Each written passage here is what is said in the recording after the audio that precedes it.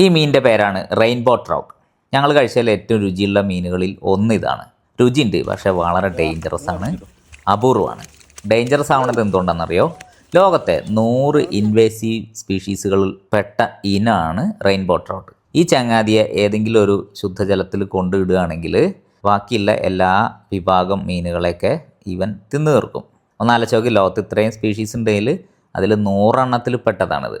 ഇനി എന്തുകൊണ്ടാണ് അപൂർവമാണെന്ന് വെച്ചാൽ ഹയർ ആൾട്ടിറ്റ്യൂഡുള്ള മലനിരകളിലെ ശുദ്ധജലത്തിൽ മാത്രമേ റെയിൻബോ ട്രൗട്ട് വളരുള്ളൂ. സായിപ്പാണ് മൂന്നാറിലേക്ക് ഈ മീനിനെ കൊണ്ടുവന്നത്.